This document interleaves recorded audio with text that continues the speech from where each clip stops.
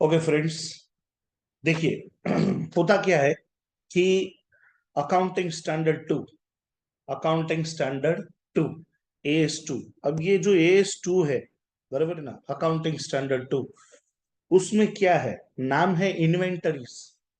वैसे देखा जाए तो इन्वेंटरी वैल्यूएशन ये जो स्टैंडर्ड है, ये हम बहुत बार स्कूल में, आई मीन टू से 11th 12th में, हम बहुत बार इसकी इम्प्लीकेशंस जो है वो पढ़ चुके हैं। मतलब फॉर एग्जांपल मैं बताता हूँ कि इसको वैल्यू कैसे करते हैं। इन्वेंटरी का वैल्यूएशन जो होता है, उसमें प्रिंसिपल होते हैं first in first out, FIFO, LIFO, weighted average. ये सब प्रिंसिपल ऑफ वैल्यूएशन है। दूसरा, जब हम इन्वेंटरी लेके आते हैं तो उनको लाने का खर्चा, मतलब जब तक गोडाउन में हमारे इन्वेंटरी पहुंच नहीं जाता, तब तक का उसका जो एक्सपेंडिचर है, इन्वेंटरी को लाने का जो खर्चा होता है, वो भी उसमें चिपक जाता है। यस और no?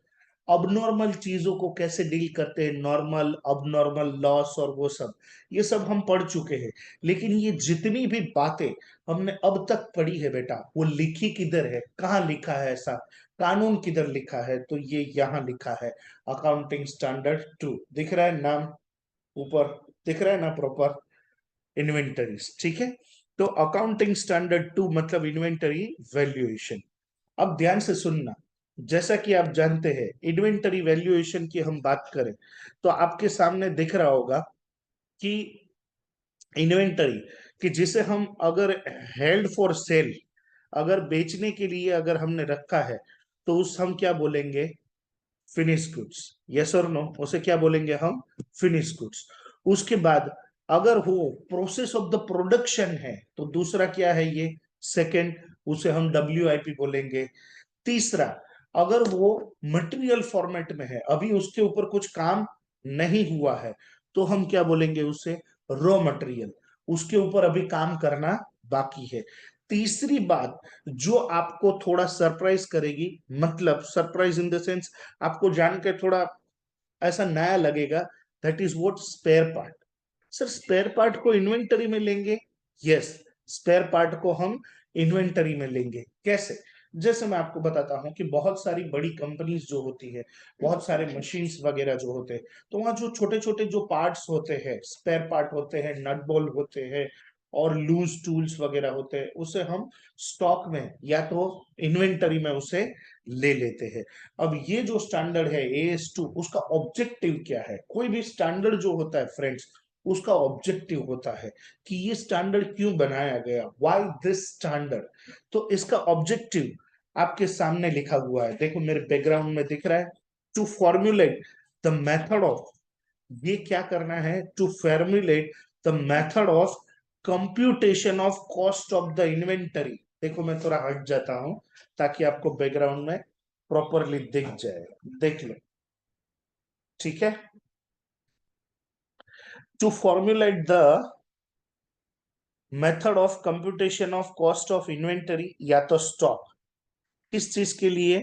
To determine determine the value of closing stock at which inventory is to be shown balance sheet, in the balance sheet, it is not sold and recognised as a revenue.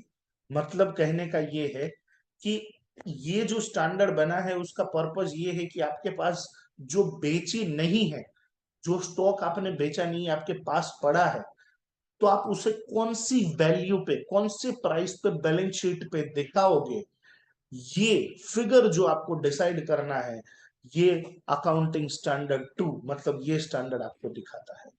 Take 1 minute and convince yourself, जो मैंने बोला वो आपको समझा के। Okay, अब दूसरा सवाल हमारे मन में, हमारे सामने ये आता है कि ये जो अकाउंटिंग स्टैंडर्ड है, ये किस चीज पे एप्लीकेबल नहीं है।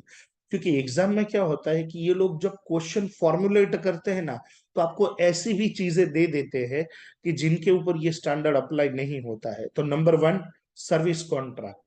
Number two, construction contract. Construction contract जो होता है, कैसे कि कोई एक बिल्डिंग या कोई कंस्ट्रक्शन वर्क चल रहा है, ब्रिज वगैरह ये सब, तो वहां पे जो स्टॉक वगैरह है बिल्डर का, तो उनको वैल्यूएशन कैसे करते हैं, ये सब चीजें यहाँ पे हम नहीं लेंगे इन्वेंटरी में। रीजन क्या है कि कंस्ट्रक्शन कॉन्ट्रैक्ट के लिए अलग से उसका अकाउंटिंग स्टैंडर्ड 7 है, तो उसमें वहां पे उनके लिए पर्टिकुलरली डिटेल में बात की है, तो यहाँ पे उसके बारे में बात नहीं करेंगे। फिर financial instrument held as a stock in trade, shares, debenture, bond. देखो मैं आपको सिंपल एग्जांपल देता हूं कि अगर किसी का किराने का बिजनेस है, तो गेहूं, चावल, बराबर है, ये सब उनका स्टॉक होगा। किसी का अगर फर्नीचर का बिजनेस है, तो टेबल, चेयर्स, कबर्ड, ये सब क्या होगा, उनके स्टॉक में होगा, ये उनके इन्वेंटरी होगी। लेकिन किसी का सिर्फ बिजनेस जो है, वो शेयर मार्केट में पैसा कमाना है, मेन फुल टाइम बिजनेस भी वही है, शेयर्स, डिबेंचर्स, ये फाइनेंशियल इंस्ट्रूमेंट लेने का और उसे प्रॉफिट करके बेचने का, अगर ये किसी का बिजनेस है, तो उनके लिए AS2 एप्लीकेबल नहीं है। क्यों? क्योंकि उनको ये शेयर्स, डिबेंचर्स, बॉन्ड वगैरह के लिए अकाउंटिंग स्टैंडर्ड 13 मतलब 13 इन्वेस्टमेंट अकाउंटिंग अलग से एप्लीकेबल है। ओके, फिर लाइव स्टॉक, इसमें भी ये चीजें एप्लीकेबल नहीं है, मतलब ये स्टैंडर्ड लाइव स्टॉक के लिए एप्लीकेबल नहीं है। Now sir, what is live stock? देखो, आपको पता है, शायद आपने सुना होगा कि बहुत सारे जैसे आप कश्मीर और वो साइड, मतलब उत्तराखंड वगैरह साइड अगर घूमने जाते हो ना, तो कुछ एरियाज और कुछ इलाके ऐसे हैं जहां पे आपको, मतलब जैसे घोड़े हैं और भी जानवर जो है, उनके ऊपर बैठ के सवार होना पड़ेगा, व्हीकल वहां जा नहीं सकता। Are you aware of it? आपको पता है? फिर कुछ जैसे रेगिस्तान होते हैं, बरोबर ना, डेजर्ट एरिया होता है, वहां पे व्हीकल नहीं चलते, वहां पे ऊंट चलते हैं, मतलब लाइव जो एनिमल जो होते हैं, उनको एज अ व्हीकल यूज करते हैं, मतलब ह्यूमन को ट्रांसपोर्ट करने के लिए, मतलब for human transportation also, and जो माल सामान जो होता है उनकी हेरा फेरी के लिए भी, मतलब उसके ट्रांसपोर्टेशन के लिए भी इसको इस्तेमाल करते हैं। तो ये जो लाइव स्टॉक होता है, उनके लिए भी AS2 एप्लीकेबल नहीं है। लाइव स्टॉक का वैल्यूएशन कैसे करते हैं, मैं अभी नेक्स्ट आपको समझाऊंगा।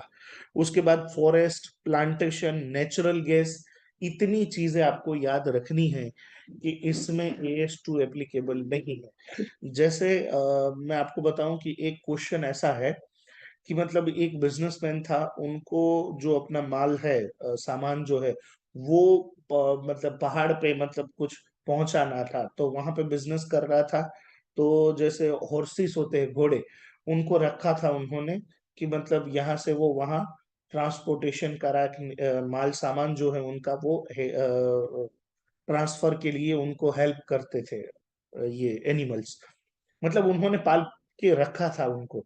तो ऐसा कुछ क्वेश्चन था, तो लोग उनको कैलकुलेट करने लग जाते थे, बट जैसे ही क्वेश्चन आप पढ़ते हो, तो आपको क्लिक होना चाहिए कि लाइव स्टॉक पे AS2 एप्लीकेबल नहीं है, तो सिंपली आपका आंसर स्टार्ट होना चाहिए कि AS2 जो है अकाउंटिंग स्टैंडर्ड 2, वो लाइव स्टॉक पे अप्लाई नहीं होता है। ऐसा, is that clear everyone? Take 1 more minute to convince your self. Okay, देखो, जैसे मैंने आपको बोला था कि लाइव स्टॉक जो है, क्या, लाइव स्टॉक, तो लाइव स्टॉक के ऊपर AS2 जो है वो एप्लीकेबल नहीं होगा। तो ये ऐसी चीजें हैं जहां पे AS2 एप्लीकेबल नहीं होगा, ठीक है। अब जरा ध्यान से सुनना।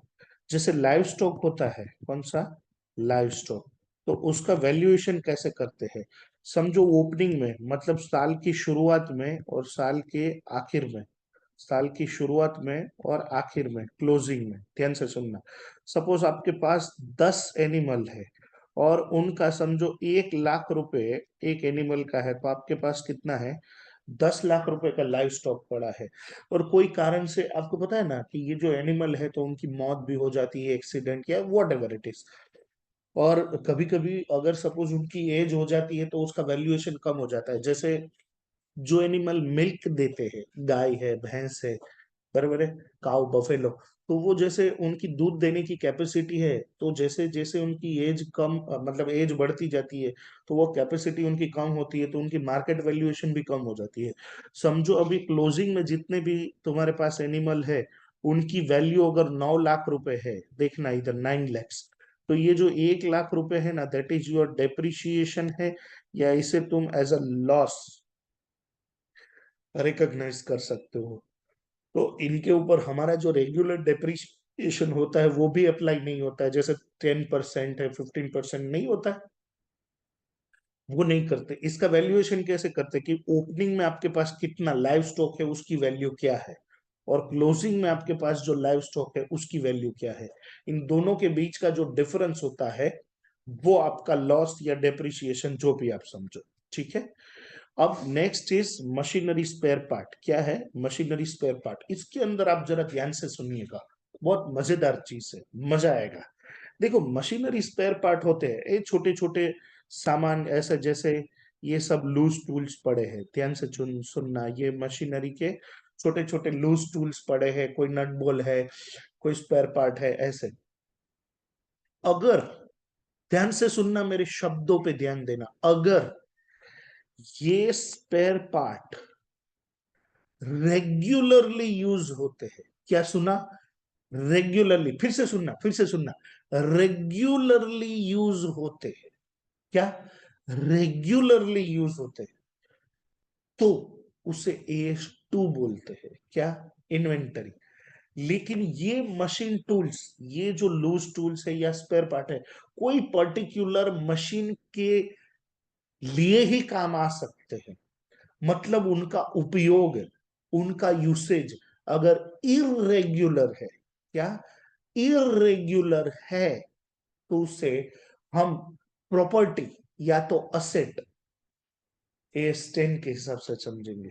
देखो AS10, यूसेज अगर रेगुलर नहीं है, तो दूसरा क्या है, यूसेज अगर रेगुलर है तो, फिर आपने ये सुना होगा ना, कॉस्ट और NRV which ever is lower, cost और NRV which ever is lower.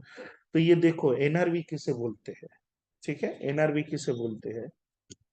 हाँ फ्रेंड्स, हम, याद हो तेरे को कि जब हम ये वैल्यूएशन करते थे तो याद है हम ऐसा बोलते थे कॉस्ट और NRV इन दोनों में से जो लोअर होगा, कम होगा, उसको हम वो करते थे। तो what is cost and what is NRV? देखो कॉस्ट तेरे को पता है कि सपोज कोई चीज, सपोज 100 रुपए में खरीदी, उसको लाने का ट्रांसपोर्ट का खर्चा है 10 रुपए, फिर उसको इंस्टॉल करने का खर्चा है 5 रुपए, तो टोटल ये कितने में पड़ी मेरे को? 115। तो this is what your cost, 115। अब NRV मैं तेरे को समझाता हूँ। समझो 100 रुपए की एक बुक थी, बुक, बुक समझते हो ना, किताब। तो वो ट्रांसपोर्टेशन, कुरियर समझ लो, कुरियर है या वॉट एवर, इनको यहाँ लाने तक का खर्चा 115 हो गया, ट्रांसपोर्टेशन और वो सब मिला के। अब मेरे पास ऐसी 10 बुक पड़ी है जो एक्स्ट्रा है, क्या है? एक्स्ट्रा है, और कोर्स चेंज हो गया या तो होने वाला है 1 साल में। तो अब मेरे पास, मैंने 100 बुक मंगाई थी, 100 क्वांटिटी मंगाई थी, उसमें से 90 स्टूडेंट ही थे मेरे पास, तो 10 बुक मेरे पास एक्स्ट्रा हो गई, क्या हो गई? एक्स्ट्रा। यस। अब ये 1 साल में कोर्स बदलने वाला है, आपको पता है ना, 1 साल में कोर्स बदलने वाला है, नेक्स्ट ईयर वैसे भी हमारा कोर्स बदलने वाला है। तो अगर कोर्स चेंज हो जाएगा तो ये 10 बुक जो है ये मेरे लिए क्या हो जाएगी? यूजलेस हो जाएगी। तो फिर मैंने सप्लायर को क्या बोला कि भाई ये 10 बुक जो है मुझे आपको वापस करना है। अब उनको पता है, ठीक है, तो उन्होंने क्या बोला कि मैं 90 रुपीज दूंगा। क्या दूंगा? 90। या तो चलो वो भला इंसान है, उसने 100 रुपए दिए कि मैं आपको 100 रुपए दूंगा। बोला चलो ठीक है, 100 रुपए दे देंगे, नो प्रॉब्लम। लेकिन मुझे यहां से भेजने का खर्चा भी अगर 10 रुपए है, कितना है? 10 रुपए अगर मुझे यहां से वहां उनके पास भेजने का खर्चा है, तो टोटल मेरे हाथ में रोकड़े पैसे कितने आएंगे? 90। कितने आएंगे? 90। तो 90 जो है नेट रियलाइजेबल वैल्यू है, और कॉस्ट है मेरी 115। तो अब कॉस्ट मेरी अगर 115 है और NRV मेरी 90 है, तो मुझे अगर ये बुक मेरे स्टॉक में अभी 31 मार्च को लिखनी है, ये 90 तो जब मैं भेजूंगा तब, अभी तो मेरे पास पड़ी है और मार्च आ गया, तो this is what 90 rupees is my NRV। अब इनकी जो फॉर्मेट दिया है वो देखो, selling price minus expected cost to complete the sale. अगर ये सेल आपको कंप्लीट करना है तो उसके लिए कुछ खर्चा करना पड़ेगा, सेलिंग एंड डिस्ट्रीब्यूशन एक्सपेंस। तो मुझे क्या करना पड़ेगा कि वापस भेजना है तो ये रिटर्न करना है तो ये कुरियर एक्सपेंस है, ट्रांसपोर्टेशन चार्जेस है, वो मेरे को लगेंगे। Is that clear? तो this is what NRV is all about, तो इसे बोलते हैं एनआरवी। अब सबसे जबरदस्त चीज, हालांकि ये सब चीजें हम पढ़ चुके हैं, ऑलरेडी वी नो इट, हमें सब पता है ऑलरेडी। अब what is included and what is excluded. आपकी कॉस्ट ऑफ इन्वेंटरी, जैसे 100 रुपए में आपने कोई चीज ली तो उसको लाने का खर्चा 10 रुपए हुआ। फिर जैसे लोडिंग अनलोडिंग समझो 5 रुपए हो गया। 115 में आपकी कोई चीज की कीमत है, दैट इज कोई चीज की कीमत कितनी है 115, तो आप उसमें कौन सी चीज ऐड करोगे? हाँ फ्रेंड्स, तो मैं बात ये कर रहा था कि कौन सी चीजें हमें इंक्लूड करनी है और कौन सी चीजें एक्सक्लूड करनी है। तो जैसे मैंने ये ट्रांसपोर्टेशन ऐड किया, लोडिंग अनलोडिंग ऐड किया, तो ऐसी बहुत सारी चीजें हैं जो हमें ऐड नहीं करनी है। तो नहीं करनी है उसे एक्सक्लूड, तो जो करनी है वो उसमें ये तीन चीजें खास आएगी ऊपर वाली। एक तो परचेस कॉस्ट, जैसे कि मैंने आपको बोला कि 100 रुपए वाला ये खरीदा। Conversion cost and other attributable cost. देखो, अगर कोई चीज आप मैन्युफैक्चर कर रहे हो तो आपका रॉ मटेरियल है, समझो आपने 50 रुपए का रॉ मटेरियल लिया, फिर उसको रॉ मटेरियल को कन्वर्ट में क्या, direct labour, direct overhead, fix variable overhead, 70 rupees आपने कन्वर्ट करके आपने वो प्रोडक्ट बना दिया 120 रुपए का, आपका कॉस्ट जो है वो। फिर आप उसको प्रॉफिट ऐड करोगे, अपना क्या बोलोगे, आप अपना प्रॉफिट ऐड करोगे, फिर वो बन जाएगा आपका सेलिंग प्राइस। हमें तो प्रॉफिट ऐड नहीं करना है, ये वाला पार्ट हमें नहीं देखना है। हमें तो खाली ये वाला पार्ट देखना है कि हमारी जो कॉस्ट ऑफ इन्वेंटरी है उसमें क्या क्या चीजें ऐड करते हैं। जब हम ये ऐड करते हैं तो ये देखना कि क्या ऐड करना है और क्या लेस करना है। अब ध्यान से सुनना, कौन सी चीजें, ये चीजें जहां पे भी चौकड़ी मार रहा हूं, वो चीजें हमें क्या करनी है, ऐड नहीं करनी है। याद रहेगा, ऐड नहीं करनी है। अब नॉर्मल लॉसेस, ये तो ऑलरेडी आप बचपन से जानते हो, फाउंडेशन में जब हमने ये इन्वेंटरी वैल्यूएशन पढ़ा तब से पता पड़ा है हमें कि अबनॉर्मल लॉस हम कॉस्ट ऑफ द इन्वेंटरी में नहीं लेते, शॉर्टेज जो है वो नहीं लेते, स्टोरेज एक्सपेंस नहीं लेते, एडमिन नहीं लेते, इंटरेस्ट एक्सपेंस हमने AS16 पढ़ा हुआ है। तो आपको पता है कि कुछ चीजें अगर एलिजिबल बोरोइंग है, नंबर वन, और क्वालिफाइंग असेट है, तो ही हम बोरोइंग कॉस्ट जो होता है वो इन्वेंटरी में ऐड करते हैं, बाकी ऐड नहीं करते। एंड सेलिंग एंड डिस्ट्रीब्यूशन कभी इन्वेंटरी की कॉस्ट में ऐड नहीं करते। Is that clear everyone? I want answer from your side. Everyone clear up to yes this? Sir. Yes sir. Yes sir. चल, अब परचेस कॉस्ट, ध्यान से सुनना। परचेस कॉस्ट में कौन सी चीजें इंक्लूड, कौन सी चीजें एक्सक्लूड, ठीक है? तो ये जो ना करनी है, तो आप सबको ऑलरेडी पता ही है, बरोबर है, कि परचेस प्राइस, हाँ, ड्यूटीज एंड टैक्सेस। जैसे समझो आपने 1000 रुपए की कोई चीज ली, उसके ऊपर जीएसटी लगा 10%, तो 100 रुपए वो। फिर फ्रेट इनवर्ड 50 रुपए लाने का खर्चा, अदर डायरेक्ट एक्सपेंस समझो 10 रुपए हुआ, तो ये कितने का पड़ा, 1160 रुपए, ठीक है? अब क्या क्या चीजें आपकी एक्सक्लूड, मतलब जिनको आपको लेना नहीं है, बोले ट्रेड डिस्काउंट नहीं लेना है, ट्रेड डिस्काउंट नहीं लेना है, ये तो आपको ऑलरेडी पता है बचपन से। फिर ड्यूटी ड्रॉबैक, ये भी आपको नहीं लेना है। ड्यूटी ड्रॉबैक मतलब आपने जीएसटी पढ़ा है, तो मैं ऐसा समझ लो कि आपकी जो क्रेडिट जो है, आपकी जो क्रेडिट पड़ी है, बराबर ना, जो परचेस पे इनपुट टैक्स क्रेडिट है, इसमें बोला ITC, input tax credit, duty drawback, कि अभी आपने ड्यूटी जो भरी है टैक्स, उनको आपका रिबेट अगर आपको फ्यूचर में मिल जाने वाला है, तो ये सब चीजें रिबेट नहीं लेना है। ड्यूटीज एंड टैक्सेस, देखो यहाँ नॉन रिफंडेबल है, ध्यान से सुनना, और ये रिफंडेबल है, तो इसे भी, इसे हम ITC बोलते हैं, कि जो आपको रिफंड हो जाएगा वो आपको एक्सक्लूड करनी है। और अदर आइटम, ट्रेड डिस्काउंट नहीं लेना है, ड्यूटी ड्रॉबैक। वैसे मेरे को यहाँ जो ITC है ना, वो मुझे यहाँ लिखना चाहिए, आईटीसी यहाँ लिखना चाहिए, रिफंडेबल जो ड्यूटीज एंड टैक्सेस है। जीएसटी आपने पढ़ा है इसलिए आपको ऑलरेडी पता है कि what is ITC, input tax credit क्या होता है, जो आपने परचेस पे दिया तो उतना अमाउंट आपको यहाँ पे डिडक्शन मिल जाएगा। ड्यूटी ड्रॉबैक नॉर्मली ऐसा होता है कि जब कोई चीज आप इंपोर्ट करते हो, बराबर है, तो इंपोर्ट ड्यूटी लगती है। क्या लगती है? इंपोर्ट ड्यूटी लगती है। सपोज 1000 रुपए तुमने इंपोर्ट ड्यूटी भरी, लेकिन वही चीज अगर फिर से तुम एक्सपोर्ट करने जाते हो, क्या करते हो? एक्सपोर्ट करने जाते हो, ध्यान से सुनना।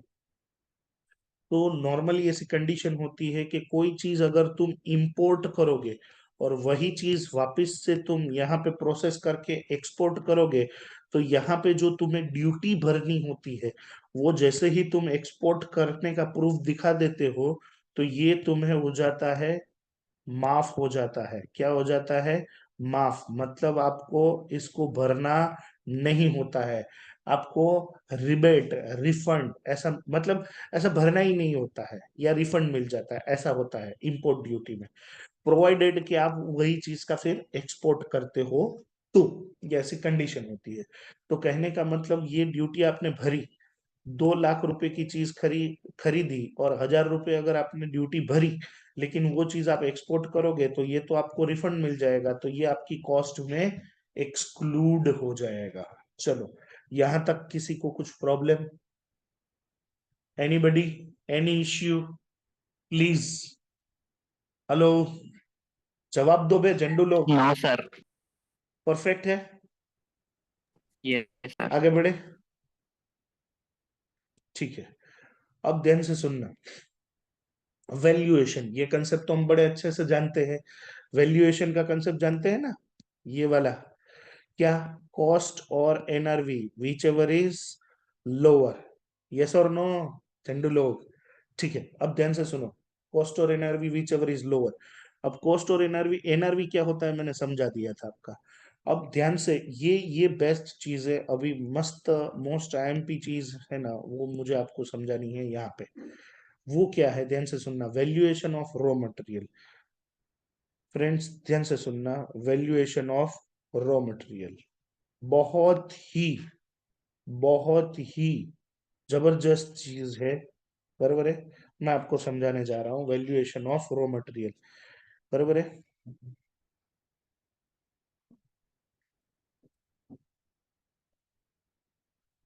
रॉ मटेरियल जो है ना, वो नॉर्मली है ना, कैसे वैल्यू करना चाहिए? कॉस्ट पे। रॉ मटेरियल कैसे वैल्यू करना चाहिए? कॉस्ट पे। लेकिन रॉ मटेरियल को हम कॉस्ट पे वैल्यू नहीं करते। कब? कब? ध्यान से सुनना, फिर से एक बार बोलता हूँ, फिर से एक बार समझाता हूँ कि जो रॉ मटेरियल होता है, उनको अगर हमें वैल्यू करना है तो हम उसे कॉस्ट पे वैल्यू करेंगे नॉर्मली। क्या? नॉर्मली। यस। तो यहां देखो क्या समझाया मैंने आपको कि वैल्यूएशन ऑफ रॉ मटेरियल, ध्यान से सुनना, normally raw material should be valued at cost, but if the following condition are satisfied, then can be valued at replacement cost। क्या बोलेंगे? Replacement cost. आप नहीं समझे, फिर से एक बार। नॉर्मली, नॉर्मली रॉ मटेरियल जो है, रॉ मटेरियल, ठीक है, नॉर्मली रॉ मटेरियल को हम वैल्यू करेंगे एट कॉस्ट, नॉर्मली। लेकिन दो कंडीशन अगर फुलफिल होती है, कौन सी? नीचे, कंडीशन 1, कंडीशन 2, ये अगर फुलफिल होती है, दो कंडीशन, तो रॉ मटेरियल को हम कॉस्ट पे वैल्यू ना करते हुए रिप्लेसमेंट, किस पे? रिप्लेसमेंट कॉस्ट पे वैल्यू करेंगे। अब सवाल ये उठता है कि sir what is replacement cost? इसके ऊपर बहुत बार इंस्टीट्यूट क्वेश्चन पूछती है, बहुत ही जबरदस्त क्वेश्चन इसके ऊपर आता है, ध्यान से सुनिएगा। पहली जो कंडीशन है वो यहाँ पे है कि if replacement cost is less than historical cost, replacement cost is less than historical cost. मैं आपको यहाँ पे एग्जांपल देता हूँ, एग्जांपल देखना कि हिस्टोरिकल कॉस्ट मतलब आपने जो भाव में खरीदा है वो, आपने समझो 100 रुपए में कोई एक इन्वेंटरी या स्टॉक एक यूनिट का 100 रुपए में खरीदा है, ठीक है, और अभी रिप्लेसमेंट कॉस्ट उसकी 80 रुपए है। Now what is replacement cost? कि 100 रुपए में समझो ये पेन है, से फॉर एग्जांपल ये पेन है, एक पेन मैंने 100 रुपए में खरीदा था, ये उनका 100 रुपए कॉस्ट, हिस्टोरिकल कॉस्ट पहले खरीदा था। लेकिन आज की तारीख में अभी एज ऑफ नाउ यही पेन, सेम पेन अगर मैं खरीदने जाऊंगा तो 80 रुपए में ये पेन मेरे को पड़ेगा। तो that is called replacement cost. क्या बोलेंगे? Replacement cost. ठीक है, अब आगे बढ़ते हैं। तो पहली इसकी कंडीशन क्या है? पहली कंडीशन वेर वर वी, हाँ यहां पे, ठीक है, कि रिप्लेसमेंट कॉस्ट है वो लेस देन हिस्टोरिकल कॉस्ट। तो replacement cost is less than historical cost. तो 80 रुपए रिप्लेसमेंट कॉस्ट है, वो लेस देन 100 रुपीज। हाँ, ये एंड, बीच में क्या है? एंड, दो कंडीशन फुलफिल करनी है, दोनों में से एक नहीं। हाँ, आपको पता है ना एंड और का डिफरेंस। एंड, अब ये जो है ना थोड़ा ट्रिकी पॉइंट है, ध्यान से समझना। समझो ये सब रॉ मटेरियल पड़ा है, ये सब क्या है? रॉ मटेरियल पड़ा है, और ये बनने वाला है फिनिश गुड्स। क्या बनने वाला है? Finish goods. तो ये रॉ मटेरियल इसमें जाएगा, तब जाके ये फिनिश गुड्स बनेगा। बहुत ध्यान से, कंसंट्रेशन से, ये सब रॉ मटेरियल मिला के, ये मिलके यहाँ पे फिनिश गुड्स में जाएगा, ठीक है। अब अब दूसरी कंडीशन क्या है? Finish goods in which raw material is incorporated is sold at the market below it's cost. देखना, अब इसके अंदर रॉ मटेरियल बोले 100 रुपए, तुमने तो 100 में खरीदा था। लेबर चार्जेस, फिनिश गुड्स जब बन के रेडी होएगा तो समझो 50 रुपए, अदर एक्सपेंसेस मिला लो 10 रुपए। तो इसकी जो फिनिश गुड्स रेडी हुआ उसकी कॉस्ट कितनी हुई? बोले 160। कितनी हुई? 160। ध्यान से सुनना। लेकिन अभी अगर ये फिनिश गुड्स मार्केट में, यही फिनिश गुड्स मार्केट में, इसकी सेलिंग प्राइस अगर 150 रुपए है, कितनी है? 150 रुपए। सर क्या बात कर रहे हो, पागल हो गए हो क्या? इसकी कॉस्ट कितनी है? बोले 160, मतलब इसको बनाने का खर्चा कितना है? 160। और उसकी सेलिंग प्राइस कितनी है? बोले 150। मतलब हम ऐसा बोल सकते हैं कि यहाँ पे ये प्रोडक्ट के लिए मंदी चल रही है, इसके अच्छे दिन नहीं चल रहे हैं। अगर ऐसी सिचुएशन है कि रॉ मटेरियल ये वाला रॉ मटेरियल जिस फिनिश गुड्स में जाके रेडी होने वाला है, और वो फिनिश गुड्स की सेलिंग प्राइस, बराबर है, वो फिनिश गुड्स में यहां लिख देता हूं, selling price is less than the cost. अगर ऐसी सिचुएशन है तो हम रॉ मटेरियल को रिप्लेसमेंट कॉस्ट पे, मतलब जब हम अपनी बैलेंस शीट बनाएंगे और हम यहाँ पे ये जो मटेरियल है, हमारे रॉ मटेरियल है, रॉ मटेरियल बराबर है, समझो हमारे पास कितने यूनिट है? समझो 50 क्वांटिटी है, इनटू, हम क्या करेंगे? 100 रुपए नहीं करेंगे, लेकिन हम क्या करेंगे? 80 रुपए इंटू 80। तो हम क्या करेंगे? ऐसा लिखेंगे। लेकिन दो कंडीशन आपको फिर से समझ में आई? हेलो, पहली कंडीशन क्या है? पहली कंडीशन है कि आपकी रिप्लेसमेंट कॉस्ट है लेस देन हिस्टोरिकल कॉस्ट होना चाहिए, और दूसरा, आप जो प्रोडक्ट, मतलब जो रॉ मटेरियल से आप फिनिश गुड्स बना रहे हो उसकी selling price should be less than the cost. Take 2 minutes to convince your self. अब यहां पे सवाल ये उठता है कि वाई, मतलब रिप्लेसमेंट कॉस्ट पे हम क्यों करते हैं, व्हाट इज द लॉजिक और डिफरेंस क्या है। ध्यान से सुनना। रॉ मटेरियल लिया कितने का था, 100, अब भाव कितना हो गया, 80 रुपए। तो अगर तुम अपनी बैलेंस शीट में इधर 80 लिख दोगे, रिप्लेसमेंट कॉस्ट, ये क्या है, रिप्लेसमेंट कॉस्ट, और ये है हिस्टोरिकल कॉस्ट। पर जैसा कि हम जानते हैं, हम नॉर्मली ये नहीं लिखते, ओरिजिनल कॉस्ट ही लिखते हैं। क्यों? क्योंकि भाव का चढ़ाव उतार तो थोड़ा बहुत चलता रहता है, देयर इज नो प्रॉब्लम।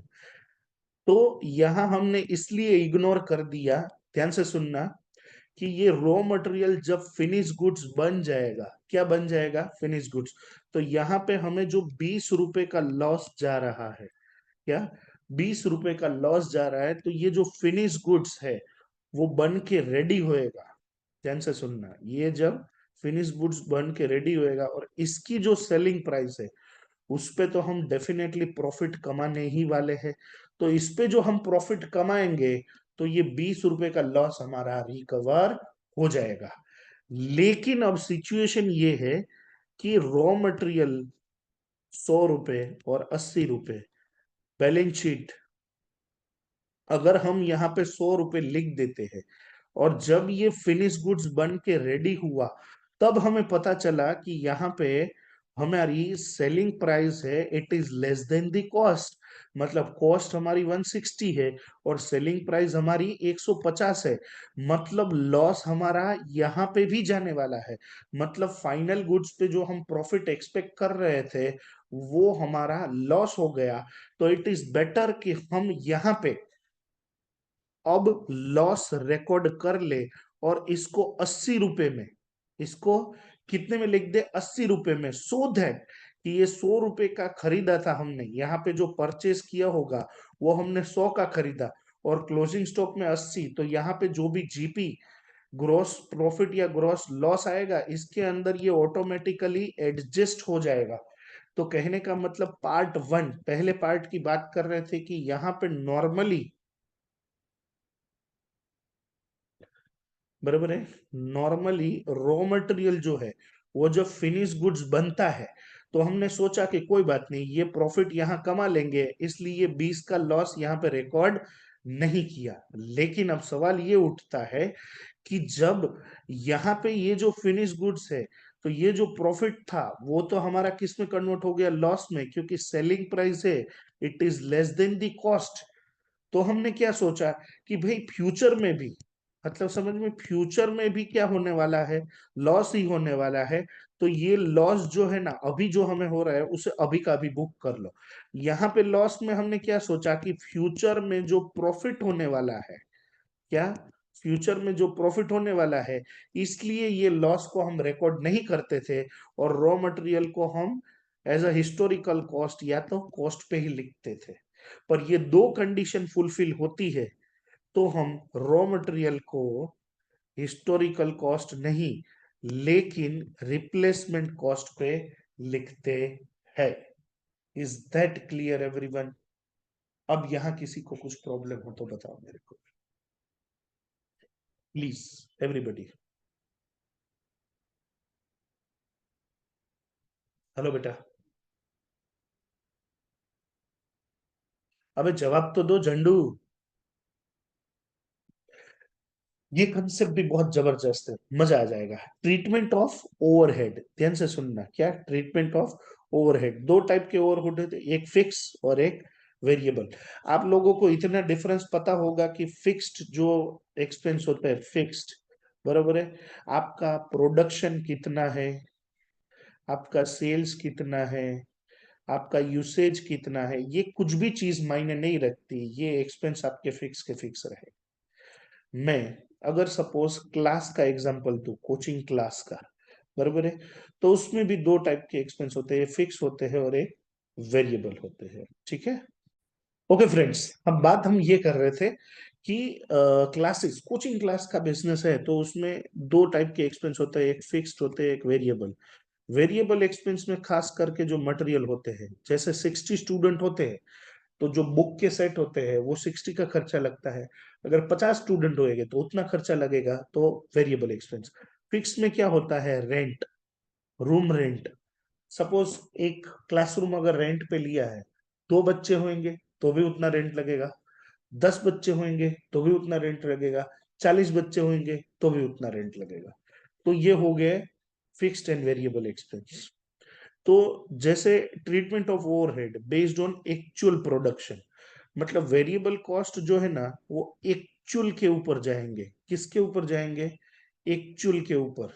ध्यान से सुनना, आपकी जो ओवरहेड है, आपका जो स्टॉक है उसके अंदर परचेज प्राइस और वो सब होता है, लेकिन प्लस आपके जो ओवरहेड एक्सपेंस होते हैं वो दो टाइप के होते हैं, एक फिक्स होता है, एक वेरिएबल होता है। तो वेरिएबल किस तरीके से होता है कि जितना आपका एक्चुअल प्रोडक्शन होता है, समझो 2000 यूनिट, इनटू ये 2000 यूनिट इनटू वेरिएबल का जो भी पर यूनिट आता है वो इनटू कर देंगे, तो यहाँ पे टोटल आ जाएगा। तो ये जो यूनिट आपने लिए हैं ना, दैट इज कौन से लिए हैं, एक्चुअल लिए हैं।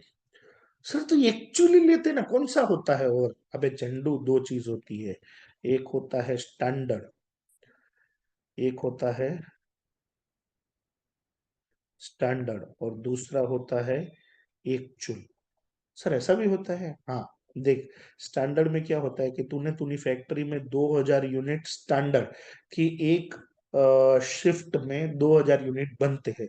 अब एक्चुअल में कोई कारण सर ऐसा भी हो सकता है कि 1900 ही बने, मतलब मशीन ब्रेकडाउन हुआ या प्रोसेस स्लो हुआ, कुछ यूनिट खराब हो गए, जो भी, तो एक्चुअल कम भी हो सकते हैं। और ऐसा हो सकता है कि एक्चुअल कभी 2050 भी हो गया ज्यादा। सर एक्चुअल ज्यादा कैसे हो सकता है, ये ऐसा हो सकता है कि तूने स्टैंडर्ड कैपेसिटी को कम अंडर एस्टिमेट किया है, तो एक्चुअल ज्यादा हो सकता है।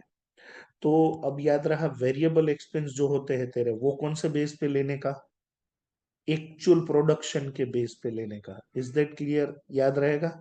और अब फिक्स की बात, तो फिक्स में क्या करना है, स्टैंडर्ड और एक्चुअल दोनों में से जो ज्यादा है ना वो ले लेने का। क्या, स्टैंडर्ड और एक्चुअल दोनों में से ज्यादा है वो ले लेने का। देखो यहाँ पे केस वन, बराबर है, केस वन में क्या हुआ कि देखो, स्टैंडर्ड कितने हैं, बोले 1000 है, बोले एक्चुअल कितने हैं, बोले 1100। ठीक है, ओके, तो दोनों में से ज्यादा कौन है, बोले एक्चुअल। यस और नो, तो यहाँ पे ये लेने का। तो देख, actual is greater than standard. अगर 1 लाख रुपए है टोटल खर्चा, तो डिवाइड बाई तेरे को क्या करने का, एक्चुअल। तो पर यूनिट कितना आया, 90.91। दूसरे केस में, केस टू, स्टैंडर्ड 1000 है और एक्चुअल कितना है, 900। तो अब हम कौन सा लेंगे, जो ज्यादा है वो। तो तेरा खर्चा कितना है, बोले 1 लाख, ये फिक्स ओवरहेड में ही ऐसा करने का, डिवाइड बाई कितना करेंगे, 1000। क्यों, क्योंकि ज्यादा 1000 है। ठीक है, तो तेरा पर यूनिट कितना हो जाएगा, 100। तो फिक्स ओवरहेड जो है ना उसमें छोटे बच्चे की तरह करना है, जैसे ये छोटा बच्चा होता है, बराबर है। अब ये दोनों ग्लास भरे हुए हैं कोल्ड ड्रिंक से, समझे, ये दोनों ग्लास कोल्ड ड्रिंक से भरे हुए हैं। अब ये ज्यादा भरा हुआ है और ये थोड़ा कम भरा हुआ है। तो बच्चा जो है, बराबर है, उनकी टेंडेंसी क्या होगी, जिसमें ज्यादा है वो प्रिफर करेगा। तो आपको भी यहाँ पे क्या करना है, बच्चा बन जाना है। कौन से केस में, कि जब फिक्स्ड ओवरहेड की बात आए तो आपको क्या करना का, हायर जो होएगा, higher, whichever is higher, उसको ले लेने का। देख लो यहाँ पे फिर से, कि अगर actual is greater than standard तो कौन सा लेने का, बोले एक्चुअल। अगर एक्चुअल कम है और स्टैंडर्ड ज्यादा है तो क्या ले लेने का, स्टैंडर्ड। मतलब बच्चे की तरह, जो ज्यादा है वो, whichever is higher. Yes, I hope you are clear with this.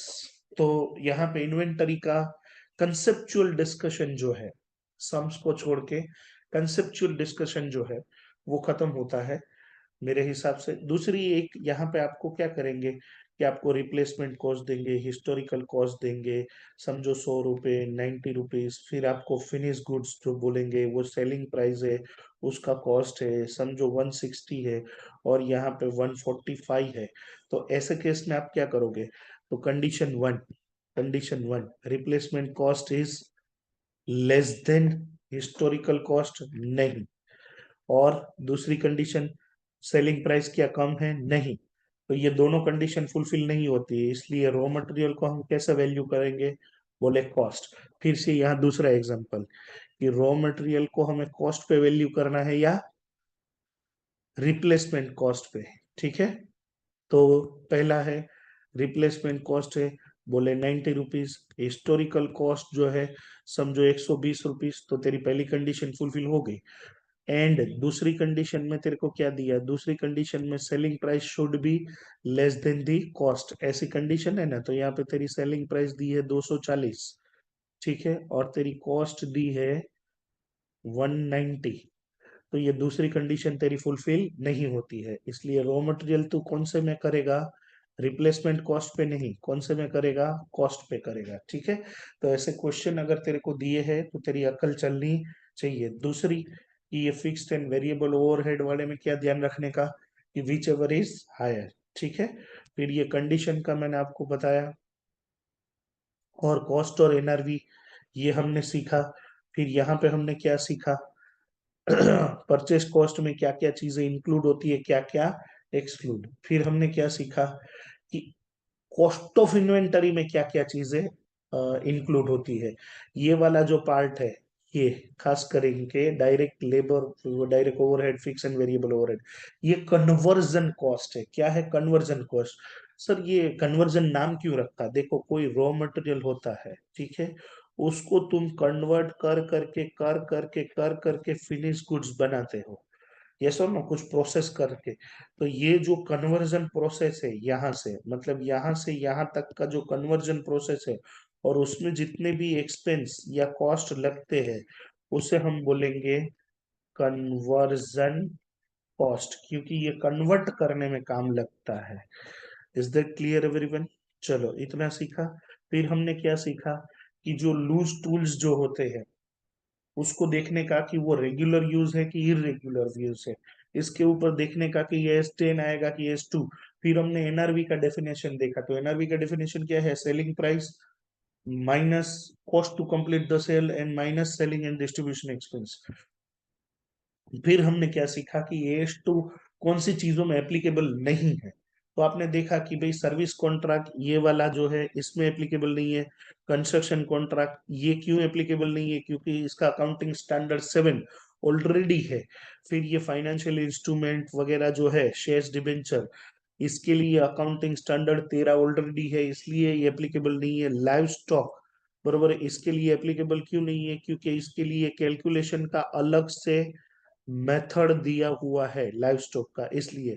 Forest plantation, natural gas, ये सब चीजों में AS2 एप्लीकेबल नहीं होता है।